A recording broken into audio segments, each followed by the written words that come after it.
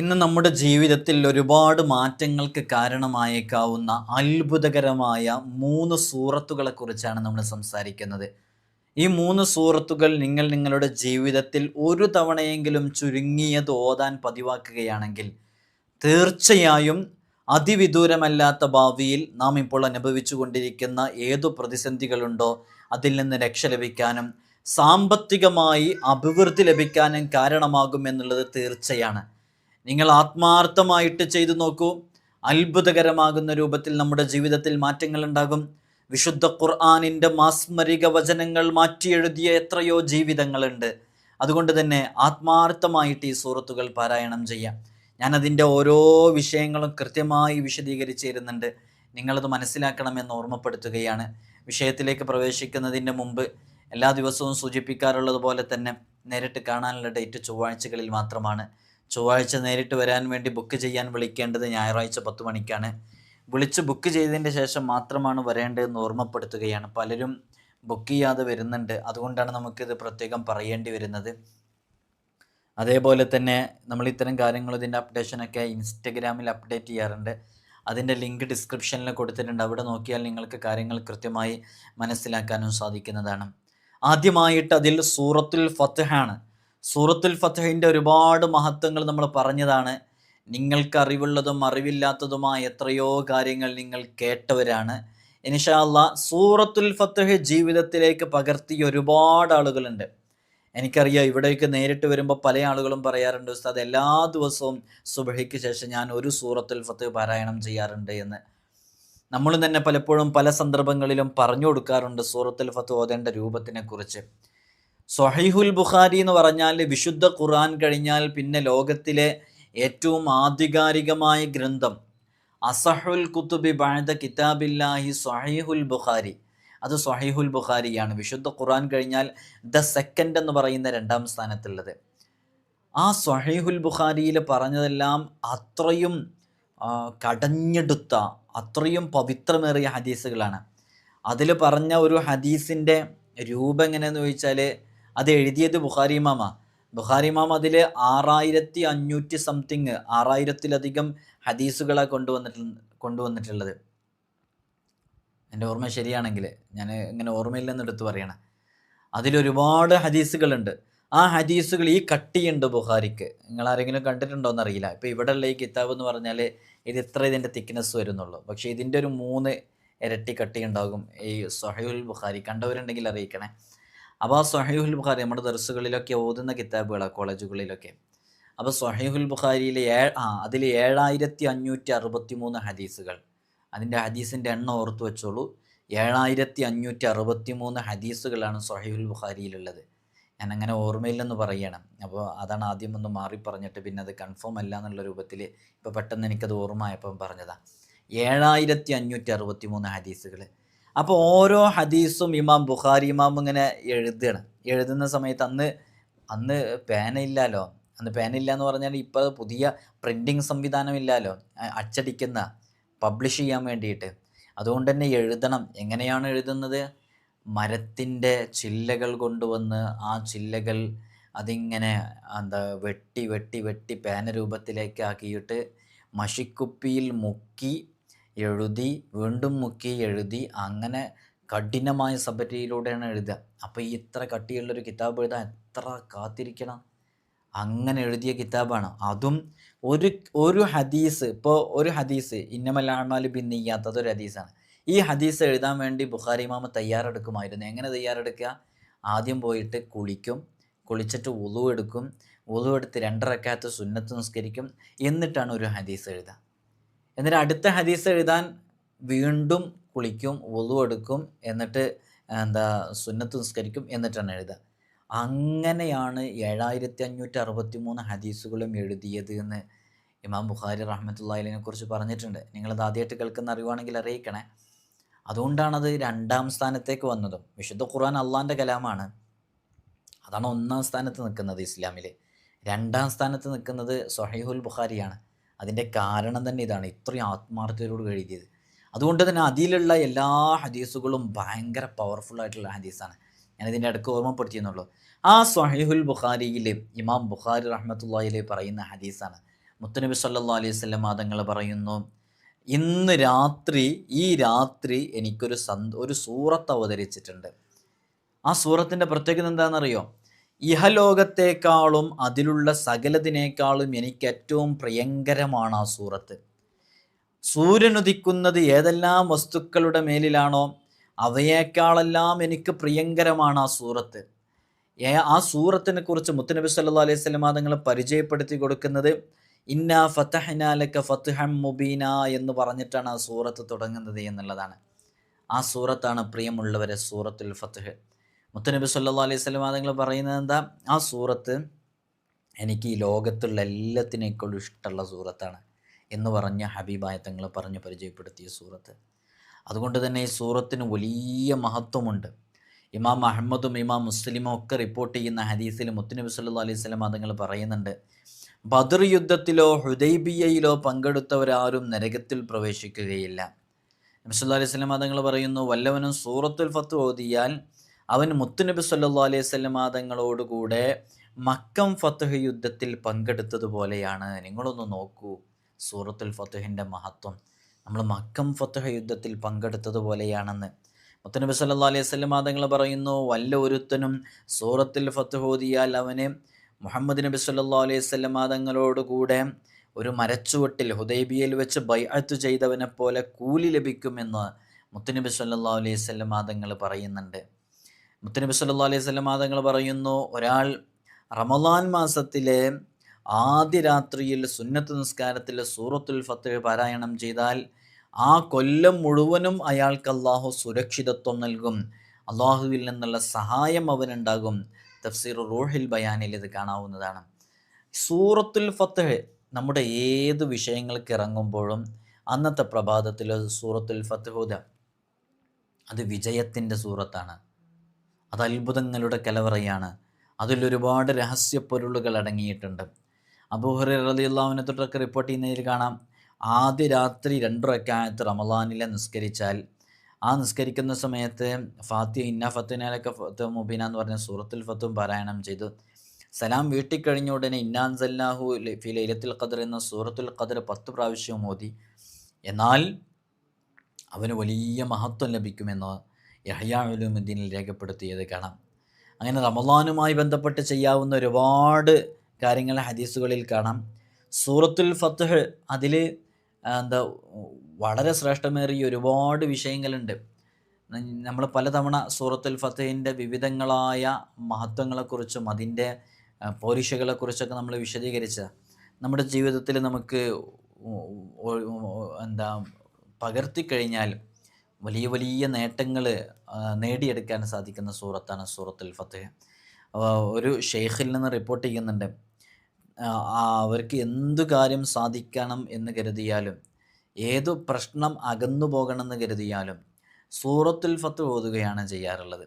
അത് 21 പ്രാവശ്യം തുടർച്ചയായിട്ടോ അല്ലെങ്കിൽ വ്യത്യസ്തങ്ങളായ ദിവസങ്ങളുണ്ട് ആ രൂപത്തിലോ ഓതി തീർക്കും എന്നുള്ളതാണ്. അങ്ങനെ ഓതി തീർന്നു കഴിഞ്ഞ് അവൻ്റെ ആവശ്യം നേടിയെടുക്കേണ്ട കാര്യം പറഞ്ഞാൽ അത് നേടിക്കൊടുക്കും. ആ മഹാൻ്റെ അനുഭവത്തിൽ അങ്ങനെ സംഭവിച്ചിട്ടുണ്ട് എന്ന് മഹാൻ പറയുന്നുണ്ട്.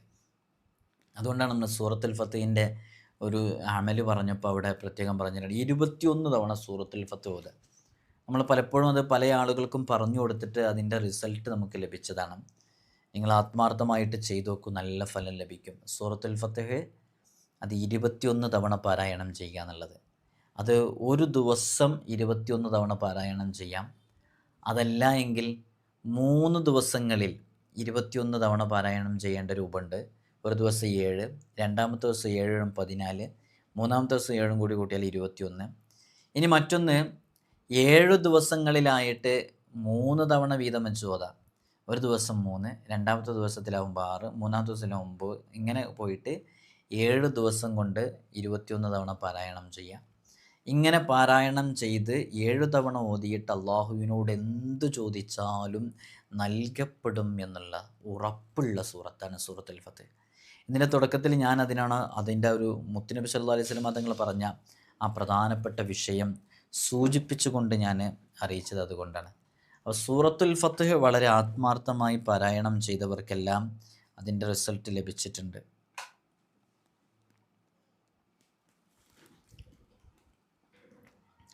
അപ്പോൾ സൂറത്തുൽ ഫത്ത്ഹ് ഈ രൂപത്തിൽ 21 തവണ പാരായണം ചെയ്യുന്ന ഒരു അമൽ വളരെ പ്രസിദ്ധമാണ്. എത്രയോ ജോലിയില്ലാത്ത ആളുകൾക്ക് ജോലി ലഭിച്ച് കിട്ടാൻ കാരണമായത്, കടം വിടാൻ കാരണമായത്, എൻ്റെ അനുഭവത്തിൽ തന്നെ വിദേശത്തേക്ക് ഒരിക്കലും പോകാൻ കഴിയാതിരുന്ന ഒരാൾക്ക് വിദേശത്തേക്ക് എത്താൻ കാരണമായത് എൻ്റെ അനുഭവത്തിൽ തന്നെയുണ്ട്. അപ്പോൾ ആത്മാർത്ഥമായി ചെയ്തു നോക്കാം. ഇമാം ഫഖ്റുദ്ദീൻ റാസി റഹ്മത്തുള്ളാഹി അലൈഹി പറയുന്നുണ്ട്, എന്തെങ്കിലും ഒരു വിഷമം നേരിടുന്ന സമയത്ത് ജുമുഅ നിസ്കാരത്തിന് ശേഷം 7 തവണ സൂറത്തുൽ ഫത്ത്ഹ് പാരായണം ചെയ്യാറുണ്ടായിരുന്നു മഹാനരായ ഇമാം റാസി റഹ്മത്തുള്ളാഹി അലൈഹി. അപ്പോൾ ജുമയുടെ സുന്നത്തുകളെല്ലാം പൂർത്തീകരിച്ച ശേഷമാണ് ഇങ്ങനെ ഓതാറുള്ളത്. അതിനുശേഷം യാ ഫത്താഹു എന്ന് പറയുന്ന അൽ ഫത്താഹ് എന്ന് പറയുന്ന ഇസ്മ്, അതിൻ്റെ അബ്ജദിൻ്റെ എണ്ണം അത് നമ്മൾ മുമ്പ് പറഞ്ഞിരുന്നു 489 തവണ ചൊല്ലും. അങ്ങനെ യാ ഫത്താഹ് എന്ന് പറയുന്നത് യാ ചേർത്തിയിട്ടാണ് ചൊല്ലാറുള്ളത്. വെള്ളിയാഴ്ച മാത്രമല്ല, തുടർന്ന് അടുത്ത ജുമ വരെ എല്ലാ ദിവസവും ളുഹർ നിസ്കരിച്ച ശേഷം ഇതുപോലെ മഹാനവറുകൾ ചെയ്യാറുണ്ടായിരുന്നു. ഇങ്ങനെ ഇത് ഓതുന്നതിനിടയിലോ ചൊല്ലുന്നതിനിടയിലോ സംസാരിക്കാറൊന്നും ഉണ്ടാവാറില്ല. ഭൗതികമായ കാര്യങ്ങളിലൊന്നും ഏർപ്പെടാറുണ്ടായിരുന്നില്ല. ഇങ്ങനെ 7 ദിവസം ചെയ്യുമ്പോഴേക്ക് ഉദ്ദേശം നിറവേറുന്ന അനുഭവം മഹാനരായ ഇമാം ഫഖ്റുദ്ദീൻ റാസി റഹ്മത്തുള്ളാഹി അലൈഹി അവിടുന്ന് പറയുന്നുണ്ട്. അപ്പോൾ നമ്മൾ പറയുന്നത് സൂറത്തുൽ ഫത്ഹിൻ്റെ നമ്മൾ 21 ദിവസം ഓതുന്നത് പോലെ തന്നെ വെള്ളിയാഴ്ച ദിവസം ജുമുഅയ്ക്ക് ശേഷം 7 തവണ ഓതുക. 7 തവണ ഓതിയിട്ട് അത് ആത്മാർത്ഥമായിട്ട് അതിനുശേഷം യാ ഫത്താഹ് എന്ന് പറയുന്ന ഇസ്മ് യാ ചേർത്തിയിട്ട് അതിൻ്റെ അബ്ജദിൻ്റെ എണ്ണം അനുസരിച്ച് 489 തവണ ചൊല്ലുകയും ചെയ്യാം.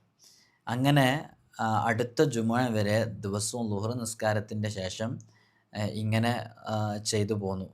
അള്ളാഹുവിൻ്റെ അപാരമായ ഖുദ്റത്ത് കൊണ്ട് ഈ ഒരു അമലിൻ്റെ ഫലമായിട്ട് അവർക്ക് അവരുടെ എല്ലാ ലക്ഷ്യങ്ങളും കാര്യങ്ങളും നേടിയെടുക്കാൻ ഇതുകൊണ്ട് സാധിക്കുമായിരുന്നു എന്ന് ഇമാം ഫഖ്റുദ്ദീൻ റാസി റഹ്മത്തുള്ളാഹി അലൈഹി രേഖപ്പെടുത്തി വെക്കുന്നതായിട്ട് കാണാം. അപ്പോൾ ഈ ഒരു അമൽ നമുക്കൊക്കെ ചെയ്യാവുന്നതാണ്, നമ്മുടെ ഒരിക്കലും നടക്കില്ലെന്ന് കരുതിയ കാര്യം നേടിക്കിട്ടാൻ വേണ്ടിയിട്ട്. നമ്മൾ സൂറത്തുൽ ഫത്ഹിനെ കുറിച്ചാണ് ഇപ്പോൾ ചർച്ച ചെയ്തത്. മറ്റൊരു സൂറത്താണ് സൂറത്തുൽ വാഖിയ. വാഖിയ നിസാരമാക്കി കരുതരുത്. ദിനേന ഓതൽ പതിവാക്കേണ്ട ഒരു സൂറത്തും കൂടെയാണ് സൂറത്തുൽ വാഖിയ. വാഖിയ സൂറത്ത് പ്രധാനമായിട്ട് എന്തിനുള്ളതെന്ന് നമുക്കറിയാം. സാമ്പത്തികമായ അഭിവൃദ്ധി ഉണ്ടാകാനും, നമ്മുടെ ഫിനാൻഷ്യൽ ക്രൈസിസ്, സാമ്പത്തികമായ പ്രതിസന്ധിയിൽ നിന്ന് രക്ഷ നേടാനും, നമ്മുടെ ശമ്പളത്തിൽ വർധനവുണ്ടാവാൻ, ഇങ്ങനെ സാമ്പത്തികമായി ബന്ധപ്പെട്ട് കിടക്കുന്ന ഏതു വിഷയങ്ങൾക്കും സൂറത്തുൽ വാഖിയ പരിഹാരമാണ്. നമ്മുടെ മജ്ലിസിൽ വെച്ച് നമ്മൾ എല്ലാ രാത്രികളിലും അത് ഓതാറുണ്ട്. നിങ്ങൾ മജ്ലിസിൽ പങ്കെടുക്കാൻ നിങ്ങൾക്ക് കൂടെ ഓതാകുന്നതാണ്. നമ്മൾ പ്രത്യേകം നീയത്ത് വെക്കും. നീയത്ത് വെച്ചിട്ടാണ് ഓതുക. എന്നിട്ട് ആ നീയത്ത് പൂർത്തീകരിക്കാൻ വേണ്ടി ദുആ ചെയ്യും. പങ്കെടുക്കാൻ നിങ്ങൾക്കൊക്കെ അത് ഒരു ഉപകാരമായി മാറുമെന്ന് ഓർമ്മപ്പെടുത്തണം. ഇൻഷാ അല്ലാഹ്. മുത്തുനബി സല്ലല്ലാഹു അലൈഹി വസല്ലം തങ്ങൾ പറയുന്നുണ്ട്, എല്ലാ രാത്രിയിലും സൂറത്തുൽ വാഖിയ ഓതലിനെ പതിവാക്കിയാൽ അയാൾക്കൊരിക്കലും ഫിനാൻഷ്യൽ ക്രൈസിസ്, ദാരിദ്ര്യം അനുഭവിക്കേണ്ടി വരികയില്ല. ഇത് വളരെ പ്രസിദ്ധമായ ഹദീസാണ്, നല്ല ഫലം ലഭിക്കാൻ കാരണമാകുന്ന ഹദീസാണ്. അപ്പോൾ സൂറത്തുൽ വാഖിയ പതിവാക്കിയ ഒരാൾക്കും ദാരിദ്ര്യം ഉണ്ടാകില്ല എന്ന് മുത്തുനബി സല്ലല്ലാഹു അലൈഹി വസല്ലം തങ്ങൾ പറഞ്ഞതാണ്. മുത്ത് ഹബീബായ സല്ലല്ലാഹു അലൈഹി വസല്ലം തങ്ങൾ പറയുന്നുണ്ട്, സൂറത്തുൽ വാഖിയ, സൂറത്തുൽ ഹദീദ്, അതേപോലെ തന്നെ അർ-റഹ്മാൻ സൂറത്ത്, ഇതൊക്കെ ഓതുന്നവർക്ക് ആകാശഭൂമികളിലെ അമൂർത്ത ലോകത്തുള്ള പേര് അവർ അഹ്ലുൽ ജന്ന എന്നാണ്. സ്വർഗനിവാസികൾ, സ്വർഗാവകാശികൾ, സ്വർഗത്തിൻ്റെ ആളുകൾ എന്നാണ് അവരുടെ പേര്. അപ്പോൾ ഏതെങ്കിലും വീടുകളിലൊക്കെ ഇരുന്ന് ഉമ്മമാരും ഉപ്പമാരൊക്കെ സൂറത്തുൽ വാഖിയ പാരായണം ചെയ്യുമല്ലോ. അപ്പോൾ ആ സമയത്ത് ഇങ്ങനെ മലക്കുകൾക്കിടയിലും ആകാശലോകത്തൊക്കെ നമ്മെക്കുറിച്ച് പറയുന്നത് അഹ്ലുൽ ജന്ന എന്ന, സ്വർഗാവകാശികൾ എന്ന, സ്വർഗത്തിൻ്റെ ആൾക്കാരാണ് അതെന്ന് ഇബ്നു മസ്ഊദ് റളിയല്ലാഹു അൻഹു റിപ്പോർട്ട് ചെയ്യുന്ന ഹദീസിൽ കാണാം. മുത്തുനബി സല്ലല്ലാഹു അലൈഹി വസല്ലം തങ്ങൾ പറയുന്നുണ്ട്, എല്ലാ രാത്രിയിലും വാഖിയ സൂറത്ത് ഓതുന്നവന് ദാരിദ്ര്യം ഉണ്ടാവുകയില്ല. വാഖിയ സൂറത്ത് ഐശ്വര്യത്തിൻ്റെ സൂറത്താണ്. അത് നിങ്ങൾ ഓതുകയും കുട്ടികൾക്ക് പഠിപ്പിക്കുകയും ചെയ്യുക എന്നുള്ളത്. നമ്മൾ കുട്ടികളൊക്കെ പുതിയ കാലത്ത് ഒരുപാട് സോങ്സുകൾ അവർക്കറിയാം. ട്രെൻഡിങ്ങിൽ നിൽക്കുന്ന റാപ്പ് സോങ്സുകൾ എത്ര കട്ടിയുള്ള വാക്കുകളാണെങ്കിലും അവരത് കൃത്യമായിട്ട് പഠിക്കും. അപ്പോൾ അതവർക്ക് ഇൻഫ്ലുവൻസ് ആകുന്നുണ്ടെന്നാണ് അതിൽ നിന്ന് മനസ്സിലാക്കുന്നത്. നമ്മൾ വിശുദ്ധ ഖുർആനിൻ്റെ ചെറിയ ചെറിയ സൂറത്തുകളൊക്കെ ഘട്ടം ഘട്ടമായിട്ട് നമുക്ക് നമ്മുടെ മക്കളുമായി ബന്ധപ്പെട്ട് വീണ് കിട്ടുന്ന സമയങ്ങളിലൊക്കെ അത് അവർ കേൾക്കെ ഓതുകയും അവരെ ഓതിപ്പിക്കുകയൊക്കെ ചെയ്ത് ചെറുപ്പനാളിലെ ശീലിപ്പിച്ചാൽ നമ്മുടെ മക്കളും അങ്ങനെ പഠിക്കാൻ കാരണമാകും. മദ്രസയിലൊക്കെ എക്സാമിന് വേണ്ടിയിട്ടൊക്കെ ചിലപ്പോൾ സൂറത്തുൽ വാഖിയൊക്കെ പഠിക്കേണ്ട സാഹചര്യങ്ങളുണ്ടാകും.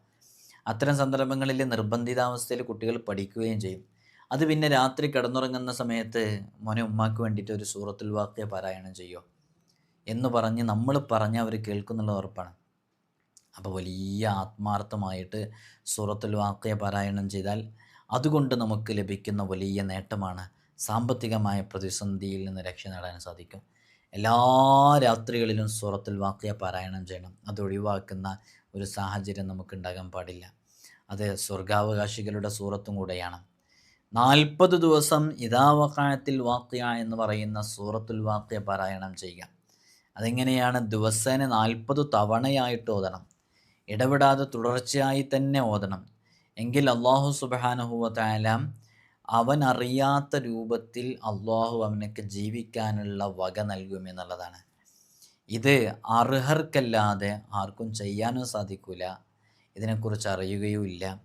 ഇതൊരാൾക്ക് ചെയ്യാൻ സാധിക്കണം എന്നുണ്ടെങ്കിൽ അത് അതിൻ്റെതായ ആളുകൾക്ക്, ഇതിപ്പോൾ ഈ കേൾക്കുന്ന ആളുകൾക്ക് എല്ലാവർക്കും ചെയ്യാൻ സാധിച്ചോളണമെന്നില്ല. അതൊരു പ്രത്യേക തൗഫീഖ് ലഭിച്ച ആളുകൾക്ക് മാത്രമേ അത് ചെയ്യാൻ സാധിക്കുള്ളൂ. അതുകൊണ്ട് തന്നെ സൂറത്തുൽ വാഖിയ അത് ആത്മാർത്ഥമായിട്ട് ഇങ്ങനെ ചെയ്യാൻ വേണ്ടി ശ്രമിച്ചു നോക്കും. നിങ്ങൾക്ക് പറ്റുന്നില്ലേ? എന്നാൽ നിങ്ങൾക്കതിനുള്ള അർഹതയില്ല എന്നുള്ളതാണ്. ആത്മാർത്ഥമായി ചെയ്തു നോക്കിയാൽ ജീവിതത്തിൽ അത് അനുഭവിക്കും. വിശുദ്ധ ഖുർആനിൻ്റെ മാസ്മരിക വചനങ്ങൾ അത്രമേൽ സവിശേഷമേറിയതാണെന്നുള്ളത് നമുക്കറിയാലോ. അസ്റിന് ശേഷം സൂറത്തുൽ വാഖിയ നിത്യേന 14 തവണ പാരായണം ചെയ്യുന്നവർക്ക് ഇതുപോലെ തന്നെ നേരത്തെ പറഞ്ഞ ഫലം ഉണ്ടല്ലോ, അതേപോലെയുള്ള ഫലം പരീക്ഷിച്ചറിഞ്ഞതാണെന്ന് സ്വാലിഹീങ്ങൾ പഠിപ്പിച്ചു തരുന്നുണ്ട്. ഐശ്വര്യം നേടിത്തരാനും ദാരിദ്ര്യം അകന്നു കിട്ടാനും ഈ സൂറത്തിനുള്ള കഴിവ് അപാരമാണ്. അക്കാര്യത്തിൽ വലിയ പൊരുളും രഹസ്യവും അത്ഭുത ചൈതന്യവും ഇതിലടങ്ങിയിട്ടുണ്ട്.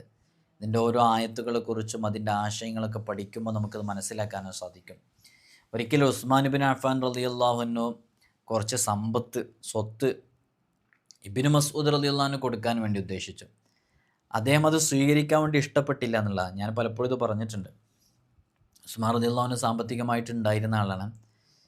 ഇബ്നു മസ്ഊദ് റളിയല്ലാഹു അൻഹു കുറച്ച് സാമ്പത്തിക സഹായം ചെയ്യാൻ വേണ്ടി തീരുമാനിച്ചു.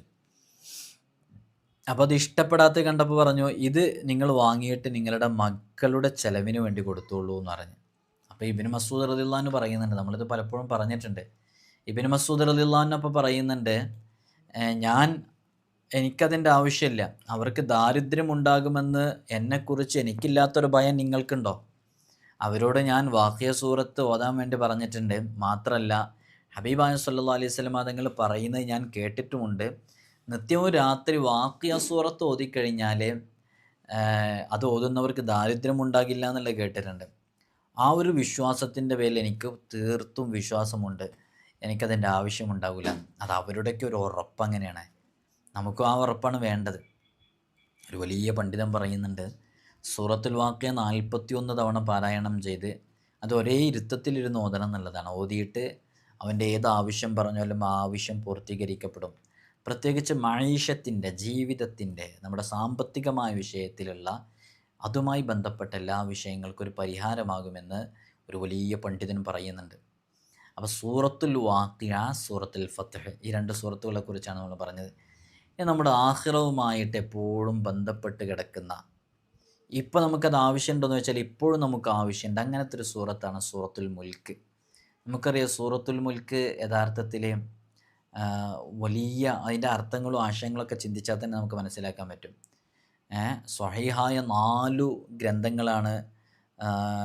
അതേപോലെ തന്നെ ഗ്രന്ഥങ്ങളിലും ഇബ്നു ഹിബ്ബാൻ, ഹാക്കിമൊക്കെ റിപ്പോർട്ട് ചെയ്യുന്ന ഹദീസിൽ അബൂ ഹുറൈറ റളിയല്ലാഹു അൻഹു പറയുന്നതായിട്ട് കാണാം. മുത്തുനബി സല്ലല്ലാഹു അലൈഹി വസല്ലം തങ്ങൾ പറയുന്നുണ്ട്, ഖുർആനിൽ 30 ആയത്തുള്ള ഒരു സൂറത്തുണ്ട്. ഖുർആനിൽ 30 ആയത്തുകളുള്ള ഒരു സൂറത്തുണ്ട്. അതൊരാൾ അത് ആ 30 ആയത്തുകളുള്ള സൂറത്ത് അത് ആരാണോ ഓതുന്നത് അത് അവർക്ക് ശുപാർശ ചെയ്ത് രക്ഷപ്പെടുത്തി കൊടുക്കുന്നതാണ്. ആ സൂറത്ത് തബാറക്കല്ലദീ ബിയദിഹിൽ മുൽക്ക് എന്ന സൂറത്താണ്. സൂറത്തുൽ മുൽക്കാണതെന്ന്. സൂറത്തുൽ മുൽക്ക് മുത്തുനബി സല്ലല്ലാഹു അലൈഹി വസല്ലം തങ്ങൾ പറയുന്നത് അത് ആഫത്തുകളെ തൊട്ട് തടുക്കും, നമ്മെ രക്ഷപ്പെടുത്തും, ഖബറിലെ ശിക്ഷകളെ തൊട്ട് അത് കാവലാകും എന്നുള്ളതാണ്. ഖബറിൻ്റെ ശിക്ഷയെക്കുറിച്ച് നമ്മൾ പലപ്പോഴും പറഞ്ഞിട്ടുണ്ട്. ഖബറിൻ്റെ ഇറുക്കത്തിനെ തൊട്ട് ഒരാൾക്കും രക്ഷപ്പെടാൻ സാധിക്കില്ല എന്നുള്ളതും, അത് സ്വഹാബാക്കൾ വരെ ആ ഇറുക്കത്തിൽ നിന്നും രക്ഷപ്പെട്ടിട്ടില്ല. എന്തിനേറെ പറയണം, മുത്തുനബി സല്ലല്ലാഹു അലൈഹി വസല്ലമ തങ്ങളുടെ വളരെ ചെറിയ പ്രായത്തിൽ മരണപ്പെട്ടു പോയ, വഫാത്തായി പോയ മക്കളായ ഇബ്രാഹിം, ഖാസിം എന്നിവർക്ക് പോലും ആ ഖബറിൻ്റെ ഇറുക്കത്തിനെ തൊട്ട് രക്ഷപ്പെടാൻ സാധിച്ചിട്ടില്ല എന്ന് ഹബീബായ തങ്ങൾ പറഞ്ഞിട്ടുണ്ട്. ആ ഖബറുമായി ബന്ധപ്പെട്ട് നമുക്ക് വലിയ രക്ഷ ലഭിക്കാൻ കാരണമാകും. അപ്പോൾ നിങ്ങൾ നോക്കൂ, അവിടെ തന്നെ നമ്മളന്ന് വിശദീകരിച്ചപ്പോൾ പറഞ്ഞിരുന്നു, ഒരാൾ അതിൽ നിന്ന് രക്ഷപ്പെട്ടത് ചരിത്രത്തിൽ കാണാം. അതിനുള്ള കാരണങ്ങൾ എന്തായിരുന്നു പറഞ്ഞിരുന്നു. ആർക്കെങ്കിലും ഓർമ്മയുള്ളവരുണ്ടെങ്കിൽ അത് എഴുതി അറിയിക്കണേ. ഒരാളും ഖബറിൻ്റെ ഇറുക്കത്തിനെ തൊട്ട് രക്ഷപ്പെടില്ല. നബി തങ്ങൾ പറഞ്ഞു, ലൗകാന അഹദുൻ നാജിയ മിൻഹാ ലനജാ സഅദ് ബിൻ മുആദ്. ആരെങ്കിലും അതിനെ തൊട്ട് രക്ഷപ്പെടണമെങ്കിൽ സഅദ് ബിൻ മുആദ് തങ്ങൾ രക്ഷപ്പെടണമായിരുന്നു. ആരാണ് സഅദ് ബിൻ മുആദ് തങ്ങൾ? 70,000 മലക്കുകളുടെ അകമ്പടിയോടുകൂടെ ഈ ഭൂമിയിൽ ആരുടെയെങ്കിലും ജനാസ നമസ്കാരം നടന്നിട്ടുണ്ടെങ്കിൽ സഅദ് ബിൻ മുആദ് തങ്ങളുടെ ജനാസ നമസ്കാരമാണ്. ആരെങ്കിലും മരണം കാരണമായിട്ട് അള്ളാഹുവിൻ്റെ അർശ് എന്ന സിംഹാസനം കിടുകിട വിറച്ചിട്ടുണ്ടോ, അത് സഅദ് ബിൻ മുആദ് തങ്ങളുടെ മരണം കാരണമായിട്ടാണ്. ആ സഅദ് ബിൻ മുആദ് തങ്ങൾ പോലും ഖബറിൻ്റെ ഇറുക്കത്തിനെ തൊട്ട് രക്ഷപ്പെട്ടിട്ടില്ല എന്ന് മുത്തുനബി സല്ലല്ലാഹു അലൈഹി വസല്ലം തങ്ങൾ പറഞ്ഞപ്പോൾ അത്ഭുത പരതന്ത്രരായ സ്വഹാബാക്കൾ ചോദിക്കുകയാണ്, വലബിനുക്കൽ ഖാസിം യാ റസൂലല്ലാ, അങ്ങയുടെ ഇളം പ്രായത്തിൽ മരണപ്പെട്ടു പോയ ഖാസിം അവർ രക്ഷപ്പെട്ടിട്ടില്ലേന്ന് മുത്തുനബി തങ്ങൾ പറയുന്നുണ്ട്. വലാ ഇബ്രാഹിമുല്ലദി അസ്ഗറു മിന്നു, അതിനേക്കാളും ചെറുപ്പത്തിൽ മരണപ്പെട്ടു പോയ ഇബ്രാഹിമു രക്ഷപ്പെട്ടിട്ടില്ല എന്ന്. മഅദല്ലാഹ്, അള്ളാഹു നമ്മെ കാത്തു രക്ഷിക്കട്ടെ. എന്നിട്ട് ഹബീബായ തങ്ങൾ അവിടുത്തെ ജീവിതത്തിൽ സംഭവിച്ച വളരെ പ്രധാനപ്പെട്ട ഒരു വിഷയവുമായി ബന്ധപ്പെട്ട് ചരിത്രങ്ങളിൽ കാണാം, ഇങ്ങനെയൊക്കെയാണെങ്കിലും ഒരാൾ രക്ഷപ്പെട്ടിട്ടുണ്ട് എന്നുള്ളത്. ആരാന്നറിയോത്? ഞാൻ മുമ്പ് പറഞ്ഞിട്ടുണ്ട്, അറിയാവുന്നവർ എഴുതി അറിയിക്കൂ. ഒരു പ്രത്യേക കാരണവും ഉണ്ടായിരുന്നു. ആ ഖബറുമായി ബന്ധപ്പെട്ട് നമുക്ക് വലിയ രക്ഷ ലഭിക്കാൻ കാരണമാകും സൂറത്തുൽ മുൽക്ക് എന്ന് പറയുന്നത്. തബാറക സൂറത്ത്, സൂറത്തുൽ മുൽക്ക് എല്ലാ രാത്രിയിലും ഓതുന്നവന് ഖബറിൻ്റെ ശിക്ഷയെ അള്ളാഹു തടയും. ഖാല റസൂലുള്ളാഹി സ്വല്ലല്ലാഹു അലൈഹി വസല്ലം. എൻ്റെ പ്രിയമുള്ള മുഅ്മിനീങ്ങളെ, നമ്മുടെ മജ്ലിസിൽ എല്ലാ ദിവസവും വൈകുന്നേരം മഗ്രിബ് നിസ്കാരം കഴിഞ്ഞ് നമ്മൾ സൂറത്തുൽ വാഖിയയും സൂറത്തുൽ മുൽക്കും സൂറത്തു യാസീൻ ഓതുന്നുണ്ട്. നിങ്ങളൊക്കെ വരി, ഇൻഷാ അല്ലാഹ് നമുക്കതിൽ പങ്കെടുത്ത് അതിന് തൊട്ട് മുമ്പ് നമ്മൾ നെയ്യത്ത് വെക്കും. അതാണ് പ്രത്യേകത, നെയ്യത്ത് വെക്കും. നാളെ ഖബറിൽ തൊട്ട് രക്ഷയാകണമെന്ന് കരുതിയിട്ട് അങ്ങനെയാണ് നമ്മൾ ഓതാറുള്ളത്. എന്നിട്ട് ഓതിക്കഴിഞ്ഞ് നമ്മൾ ദുആ ചെയ്യും, ഈ ഓതിയത് നാളെ ഖബറിനെ തൊട്ട് രക്ഷയാക്കണേ എന്ന് പറഞ്ഞിട്ട്. നാളെ മറ്റന്നാൾ മരണപ്പെട്ടു പോയാൽ, ഇന്നലെ നമ്മൾ ദുആ ചെയ്തില്ലേ, അതാ ഇന്ന് രാത്രി നമ്മൾ ദുആ ചെയ്യാൻ പോവുകയാണ്. നിങ്ങളൊക്കെ മജ്ലിസിൽ പങ്കെടുക്കുന്നവരാണെങ്കിൽ അള്ളാഹു തൗഫീഖ് നൽകി അനുഗ്രഹിക്കുമാറാകട്ടെ. അപ്പോൾ ദിവസേന ഖബറിൽ വെച്ച് രക്ഷ ലഭിക്കാൻ കാരണമാകും. അബൂദർദാ റളിയല്ലാഹു അൻഹു റിപ്പോർട്ട് ചെയ്യുന്ന മറ്റൊരു ഹദീസിൽ കാണാം, ആരെങ്കിലും തബാറക സൂറത്ത് എല്ലാ ദിവസവും ഓതുകയാണെങ്കിൽ രാത്രി തബാറക സൂറത്ത് ഓതുന്നവർക്ക് അത് ഖബറിൽ വന്ന് വാദിച്ച് അത് ഓതിയവനെ രക്ഷപ്പെടുത്തുന്നുള്ളതാണ്. ശിക്ഷിക്കാൻ വരുമ്പോൾ ആ തബാറക സൂറത്ത് വാദിക്കുന്നുള്ളതാണ്. ഹബീബായ തങ്ങൾ തബാറക സൂറത്തിനെ കുറിച്ച് ഇങ്ങനെ പറയുന്നുണ്ട്, അത് രക്ഷപ്പെടുത്തുക മാത്രമല്ല അത് വാദിക്കുകയും ചെയ്യും. ഖിയാമത്ത് നാളിൽ റബ്ബിൻ്റെ സന്നിധിയിൽ അത് ഓതുന്നവർക്ക് വേണ്ടി അവിടൊക്കെ വാദിച്ചു കൊണ്ടിരിക്കും എന്നുള്ളതാണ്. സൂറത്തുൽ വാഖിയ, അത് സൂറത്തുൽ വാഖിയ പോലെ തന്നെ സൂറത്തുൽ മുൽക്ക് അത് വളരെ ആത്മാർത്ഥമായിട്ട് ഓതണം. ഇബ്നു അബ്ബാസ് റളിയല്ലാഹു അൻഹു പറയുന്നുണ്ട്, നീ തബാറക ഓതുക, അത് മനഃപ്പാഠമാക്കുക, അത് വീട്ടുകാർക്ക് പഠിപ്പിച്ചു കൊടുക്കുക, നിൻ്റെ എല്ലാ മക്കൾക്കും വീട്ടിലുള്ള മറ്റു കുട്ടികൾക്കും അയൽക്കാർക്കുമൊക്കെ ഇത് പഠിപ്പിച്ചു കൊടുക്കുക. ഇത് രക്ഷിക്കുന്നതും വാദിക്കുന്നതുമായ സൂറത്താണ്. അത് ഓതുന്നവർക്ക് വേണ്ടി ഖിയാമത്ത് നാൾ റബ്ബിൻ്റെ സന്നിധിയിൽ അത് വാദിക്കും, നരകശിക്ഷയിൽ നിന്ന് രക്ഷിക്കാൻ അപേക്ഷിക്കുകയും ചെയ്യും. അവൻ അത് ഹൃദ്യസ്ഥമാക്കിയിട്ടുണ്ടെങ്കിൽ അത് ഓതുന്നവനെ അള്ളാഹു ഖബറിൽ ശിക്ഷയിൽ നിന്ന് മോചിപ്പിക്കും. സൂറത്തുൽ മുൽക്ക് മനഃപ്പാഠമാക്കൽ പ്രത്യേകം പുണ്യമുള്ളതാണ്. സൂറത്തുൽ മുൽക്ക് കാണാതെ അറിയുന്നവരൊന്ന് എഴുതി അറിയിക്കണേ. നാളെ ഖബറിൽ രക്ഷയാകാൻ അത് കാരണമാകും. എൻ്റെ സമുദായത്തിൽ എല്ലാവരുടെ കൽബിലും തബാറക്കയുണ്ടാവാൻ ഞാൻ കൊതിച്ചു എന്ന് ഹബീബായ സല്ലല്ലാഹു അലൈഹി വസല്ലം തങ്ങൾ പറയുന്നുണ്ട്. അപ്പോൾ ഹബീബായ തങ്ങളുടെ ഒരു ആഗ്രഹവും കൂടെയാണ് നമ്മുടെയൊക്കെ ഹൃദയത്തിൽ തബാറക സൂറത്ത് ഉണ്ടാവുക എന്നുള്ളത്. മനസ്സിലായില്ലേ? തബാറക സൂറത്തിന് അത്രയും മഹത്വമുണ്ട്. സൂറത്തുൽ മുൽക്ക് പാരായണം ചെയ്യാം. ഒരാളുടെ ഖബറിലേക്ക് അയാളുടെ തലയുടെ ഭാഗത്തിലൂടെ മലക്ക് പ്രവേശിക്കും. അപ്പോൾ അയാൾ പറയും, എൻ്റെ തല സൂറത്തുൽ മുൽക്കും ഓതാൻ ഉപയോഗിച്ചിരുന്നതാണ്, എൻ്റെ തല സൂറത്തുൽ മുൽക്ക് ഓതാൻ ഉപയോഗിച്ചിരുന്നതാണ്, ഇവിടെ നിനക്ക് പ്രവേശിക്കാൻ അവകാശമില്ല. കാലുകളുടെ ഭാഗത്തിലൂടെ പ്രവേശിക്കാൻ ശ്രമിക്കും. അപ്പോൾ അത് പറയും, ഞാൻ സൂറത്തുൽ മുൽക്ക് ഓതി നിസ്കരിച്ചിരുന്ന കാലുകളാണിത്, അതിനാൽ ഇതിലൂടെ പ്രവേശിക്കാൻ കഴിയില്ല. അപ്പോൾ ഉള്ളിലേക്ക് പ്രവേശിക്കാൻ ആ സമയത്താണ് എൻ്റെ ഉള്ളിലേക്ക് നിനക്ക് പ്രവേശിക്കാൻ കഴിയില്ല, കാരണം എൻ്റെ ഹൃദയത്തിൽ സൂറത്തുൽ മുൽക്കുണ്ടെന്ന്.